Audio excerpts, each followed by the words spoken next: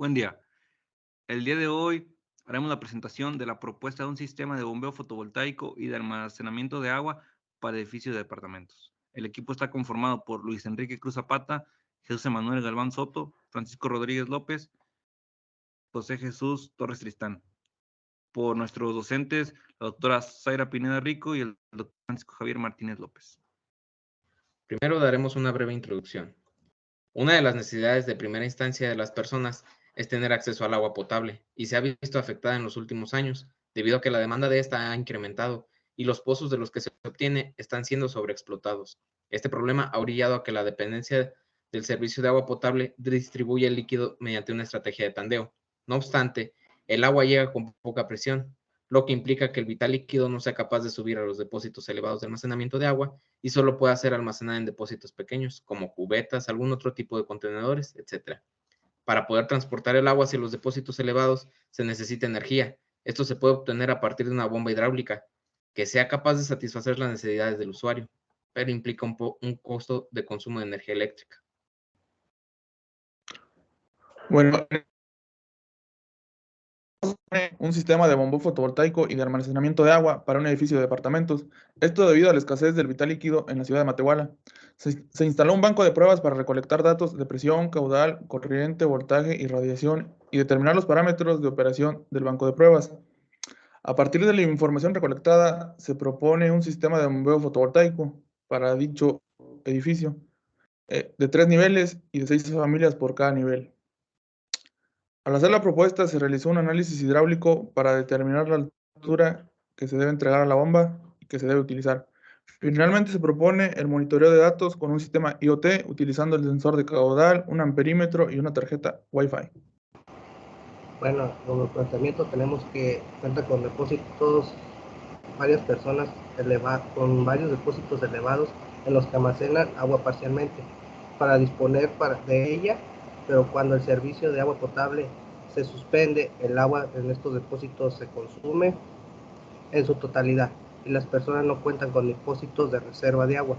En ocasiones, cuando el agua se distribuye en los sectores de bajas presiones, esta es almacenada en la planta baja, en cubetas o en pequeños depósitos, pero resulta ser poco práctico debido a que ocupan espacio al estar abiertos y pueden ser pocos de infección.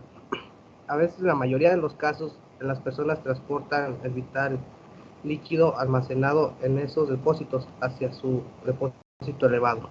Lo hacen con ayuda de una bomba hidráulica, ya que al subirlo cubeta por cubeta resulta ser muy desgastante. Justificación. El problema de tandeo de agua ha generado muchas inconformidades en las personas, ¿no? La suficiente cantidad de agua en sus casas para poder disponer de ellas los días en los que el servicio está suspendido o que exista una baja presión. Una gran ventaja de una cisterna es que se instala de manera subterránea y el tamaño de la cisterna dependerá de la demanda de agua del edificio donde se ubica.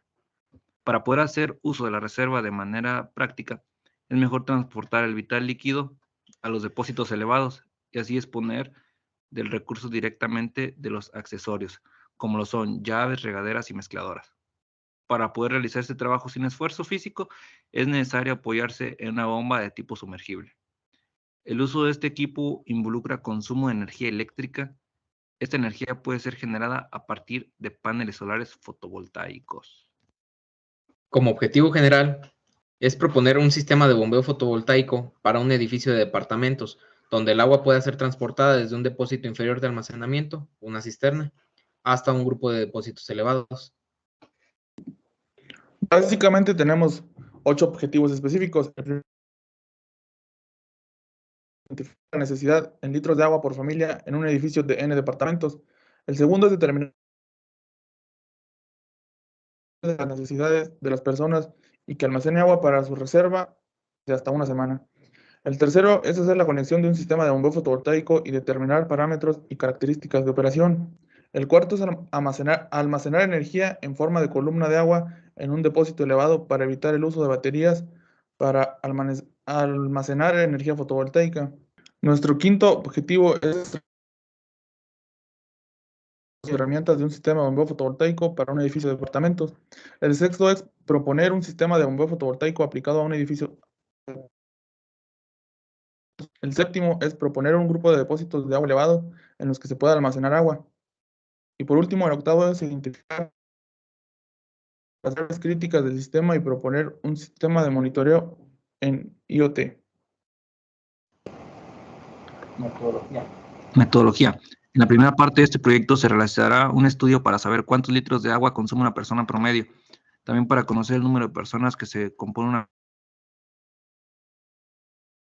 familia en promedio en términos de agua que tendrá un edificio de N departamentos, para proponer una cisterna que abastezca el sistema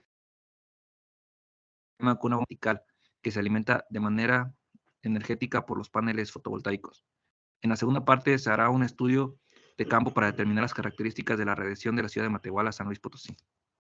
En tercera parte se hará la instalación de un banco de pruebas para determinar cuáles son las condiciones de trabajo del equipo que se tiene. En cuarta parte se dice la instalación hecha por el banco de pruebas a las necesidades del edificio de departamentos mediante las características del caudal entregado. En quinta parte se determinará si la bomba es capaz de cubrir la demanda de agua. En la última parte del proyecto se propone un sistema de monitoreo con la IoT para tomar datos de agua consumida en caudal y litros totales y la corriente demandada por el grupo de paneles solares. En nuestros resultados, tenemos que el estudio de campo en la ciudad de Matehuala, el promedio de niveles de un edificio de departamentos es de 3 niveles y con 6 departamentos por nivel, donde la altura, según el código de edificación de vivienda, ese es de 2,5 metros por nivel.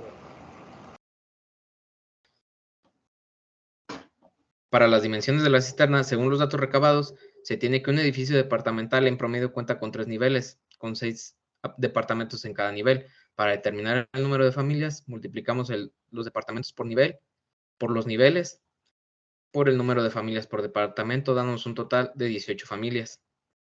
Para los litros totales, tenemos que en promedio una persona gasta 140 litros diarios. Hay 4 personas por familia en promedio y son 18 familias, lo que nos da una demanda total diaria de 10.080 litros diarios para el edificio departamental.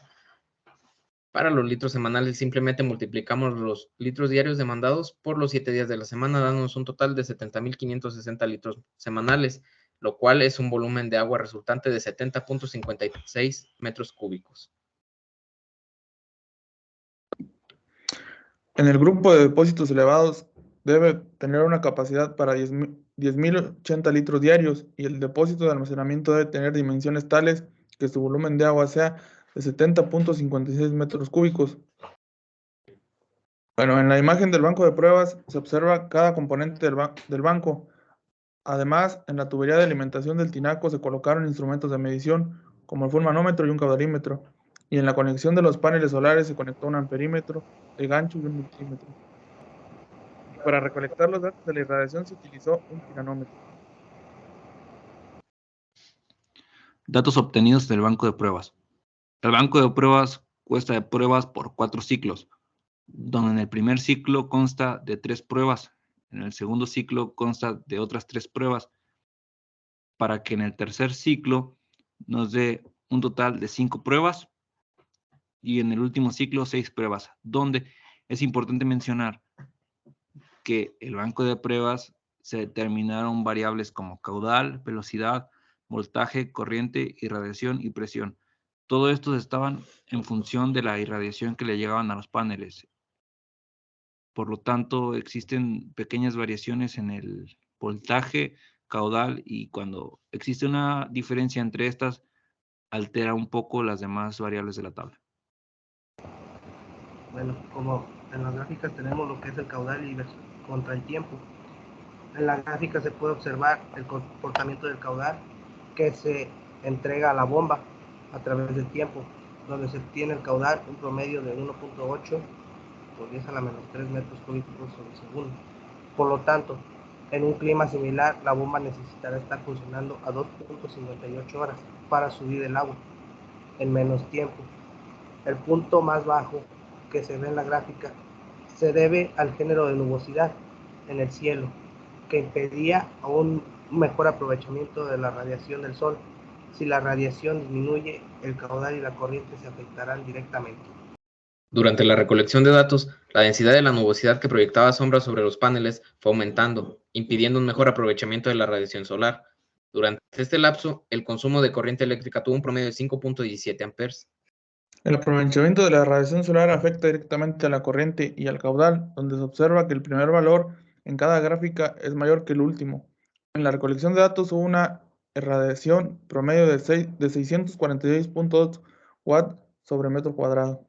Durante la gráfica del voltaje contra el tiempo, fue que la recolección de datos la bomba operó a un voltaje de 283.64 voltios, dando como resultado una potencia eléctrica de 1466.41 watts.